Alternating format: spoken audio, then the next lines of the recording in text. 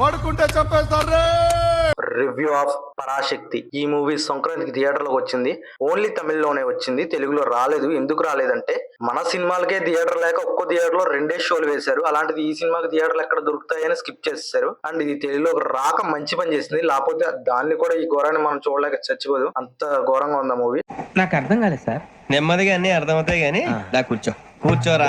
Latest గా ఇది ఓటీటీలోకి వచ్చింది. నేను ఓటీటీలో చూడడం జరిగింది. ఈ మూవీ చూసినప్పుడు నాకు ఎలా అనిపించింది, నా ఒపీనియన్ ఏంటి అనేది మాత్రమే ఈ వీడియోలో చెప్తాను. అంతకంటే ముందు మన ఛానల్ సబ్స్క్రైబ్ చేసుకోండి. ఇలాంటి మరెన్నో వీడియోస్ చేయడానికి హెల్ప్ అవుతుంది గైస్. Thank you. వీడియోలోకి వెళ్ళిపోతాం, టాపిక్ లోకి. తగలబెట్టండి సార్ నిరంజన్ గారు. ఈ మూవీ మాతృభాష పోరాటం గురించి తీశారు. అంటే కొన్ని ఇయర్స్ బ్యాక్ ఆ మాతృభాష పోరాటం గురించి జరిగిన కథనే బేస్ చేసుకుని ఈ మూవీని తీశారు. హిందీ భాష దేశ భాష కింద ప్రకటిస్తున్నప్పుడు అందరూ హిందీలోనే మాట్లాడాలి, వేరే భాష మాట్లాడకూడదు. అంటే మనకి మాతృభాష ఉంది, ఆ మాతృభాష విలువలు ఏంటి అనేది దాని గురించి తెలపడానికి ఆ మాతృభాష పోరాటం అనేది మెయిన్ పాయింట్ గా తీసుకుని ఈ సినిమా రాసుకున్నారు. మూవీ ఎలా ఉందంటే చాలా లాగ్ ఉంటుందండి. మూవీ ఫస్ట్ హాఫ్ లో మెయిన్ పాయింట్ కి వెళ్ళేటప్పటికి మనం అవుట్ అయిపోతాం. అసలు ఒక్కొక్క సీను స్లోగా వెళ్తే ఎక్కడ కూడా ఫస్ట్ హాఫ్ ఒక ఎమోషనల్ సీన్స్ ఉండవు, ఎక్కడ కూడా మనం ఆ సీన్స్ కనెక్ట్ అయ్యే సీన్స్ ఉండవు. అంత లాగ్ స్లో 2x స్లోగా వెళ్తుంది. ఒక పాయింట్ కి వచ్చేప్పటికి ఇంటర్వెల్ దగ్గర ఒక కథ మొదలవుతుంది. అంటే ఇంటర్వెల్ దగ్గర మొదలవుతుంది ఒక స్టోరీ. పోనీ సెకండ్ హాఫ్ అన్న వావ్ అత్తిరిపోయింది సీన్లు అనిపించేలా ఉంటాయంటే అబ్బో, సెకండ్ హాఫ్ అయితే ఫస్ట్ హాఫ్ ఎదురు వచ్చేసింది. అస్సలు ఏంటండి ఇది, మూడు ఖరాబ్ అవుతుంది. నాకు ఇంట్రెస్ట్ పోయింది లవడాల ప్రోగ్రామ్. ఫస్ట్ హాఫే దారుణం అంటే సెకండ్ హాఫ్ ఇంకా దారుణం. అయితే నేనైతే కొన్ని సీన్స్ స్కిప్ చేసేసి చూసేసాను. 2.5 గంటల సినిమా, గంట పావులో సినిమా చూసాను, కంప్లీట్ అయిపోయింది. అంత స్లో ఉంది అసలు.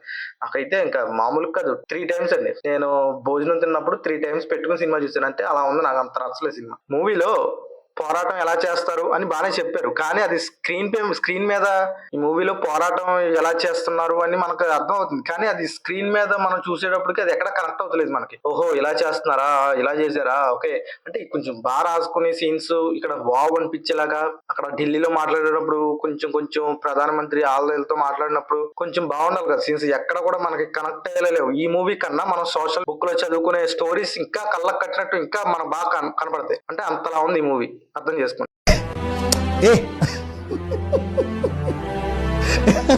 అండ్ బీజిఎం బాగాలేదు. బీజిఎం అయితే ఎక్కడ కూడా నాకు ఎక్కలేదు.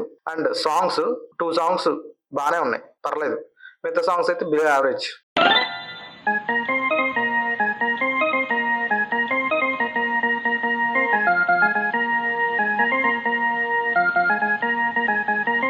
ఈ మూవీ అంతా రొటీన్ గానే ఉంటుంది. ఎక్కడ కూడా వావ్ అదిరిపోయే సీన్ ఉండదు.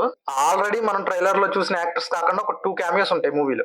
బట్ ఆ క్యామియోస్ ఎందుకు పెట్టారో అన్నది వాళ్ళకి తెలియదు, వీళ్ళకి తెలియదు. ఈ క్యామియోస్ వల్ల వాళ్ళు ఎందుకు ఈ క్యామియోస్ చేత ఒప్పుకున్నారో స్టోరీ విని వాళ్ళకి తెలియాలి. ఎందుకంటే ఆ ప్లేస్ లో ఎవరిని పెట్టేసినా, కొత్త వాళ్ళని ఎవరిని పెట్టేసినా ఓకే అనిపిస్తుంది తప్ప ఈ హీరోలనే పెట్టాలి, వీళ్ళనే పెట్టాలి అనేది ఏముండదు. ఈ ఒక పక్క రాష్ట్రం నుంచి, పక్క లాంగ్వేజ్ నుంచి ఒక హీరోని తెచ్చుకుంటున్నాం అంటే, ఆల్రెడీ ఒక పేరున్న హీరోని తెచ్చుకుంటున్నాం అంటే మంచి క్యారెక్టర్ ఉంటే తెచ్చుకోవాలి. కానీ మనం పెట్టేయాలి, హైప్ రావాలి సినిమాకి, పెట్టేయాలి అంటే ఎలా వర్కౌట్ అవ్వాలి కదా క్యారెక్టర్. బట్ అది వర్కౌట్ అవ్వలేదు. మనుషులు మార్చండి, ఆవేశపడకండి, నలుగురు మార్చండి. జననాయకని పోస్ట్ పోన్ అయ్యి మంచి పని అయింది. లేకపోతే ఈ మూవీ పరిస్థితి ఊహించుకుంటేనే భయం వేస్తుంది, అంత భయంకరంగా ఉంది. అండ్ వరల్డ్ సెటప్ అంతా బాగానే చేశారు, ప్రొడక్షన్ వాల్యూస్ కూడా బాగానే ఉన్నాయి. కానీ అక్కడక్కడ కొన్ని సీజే వర్క్స్ బాగాలేదు. ఈ మూవీ కంప్లీట్ చేయాలంటే ఓర్పు సహనం ఉండాలి, చాలా ఓర్పు ఉండాలి. ఈ మూవీ డైరెక్టర్ ఆకాశమే నిహద్ర డైరెక్టర్ అన్నారు. ఆ డైరెక్టర్ అని తెలిసిగానే ఆకాశమే నిహద్ర సినిమా నాకు చాలా ఇష్టం అండి. ఆ మూవీ బాగుంటుంది. ఆ డైరెక్టర్ అంటే చాలా హోప్ ఉండి నేను సినిమా చూశాను, కానీ ఎక్కడా కూడా ఏమనిపించలేదు. అంటే ఈవిడ ఈ కథని ఎలా తీశారు అని అనిపించింది. అంటే ఆకాశ నిహద్ర లాంటి సినిమా తీసి నెక్స్ట్ ఈ సినిమా తీశారంటే ఈవిడైనా ఈ సినిమా తీసింది అన్న ఆలోచన కూడా వచ్చేసింది నాకు. అంటే ఈ మూవీ ఎమోషన్స్ ఎంతలా కనెక్ట్ అవ్వలేదంటే, ఇప్పుడు ఇంటర్వెల్ దగ్గర హీరో బ్రదర్ చనిపోయే సీన్ ఉంటుంది. ఆ బ్రదర్ చనిపోయినప్పుడు కూడా మనకి ఎక్కడ కూడా ఒక మనిషి చనిపోతున్నాడు అన్న ఫీల్ కలగలేదు. అంటే ఒక సీన్ కలగలేదు, మనకు ఆ ఎమోషన్ ఎక్కలేదు, అంతలా ఉంది.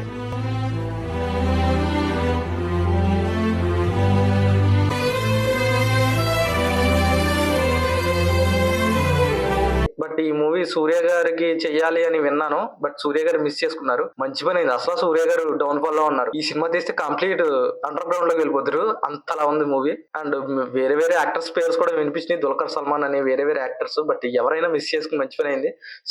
శివకార్తికేయన్ గారు దొరికేశారు, అడ్డంగా దొరికేశారు అని చెప్పాలి సినిమాకి. But hope. శివకార్తికేయన్ గారు మాక్సిమం మంచి సినిమాలే, మంచి కథలే, సినిమాలు పోయినా బాగుంటాయని హోప్ ఉండేది. బట్ ఇలాంటి సినిమా ఎలా యాక్సెప్ట్ చేశారు అంటే, కొన్ని సినిమాలు ఎలా ఉంటాయంటే కథ మీద రాసుకున్నప్పుడు ఇలాంటి కథలు బాగానే ఉంటాయి. ఇప్పుడు కొన్ని స్టోరీలు పేపర్ మీద రాసుకున్నప్పుడే బాగానే, అలాంటిలో మొన్న వచ్చిన అన్నగారు వస్తారు, ఇది పేపర్ మీద రాసినప్పుడే సినిమా పక్కన పడాలి. అలాంటిది ఇది పరాశక్తి పేపర్ మీద రాసుకున్నప్పుడు బాగుంటది, స్టోరీ వినడానికి బాగుంటది, అది ఒక గోస్ బంప్స్ వస్తాయి. కానీ అది స్క్రీన్ మీద బాగాలేదు సినిమా, అంటే ఎమోషన్ వర్కౌట్ అవ్వలేదు. అండ్ ఇది అండి నా మూవీ రివ్యూ. ఈ మూవీ ఆల్రెడీ మీరు చూసేసి ఉంటే మీకు ఎలా అనిపించిందో కింద కామెంట్ లో చెప్పండి guys. Thank you. Signing off HK talks.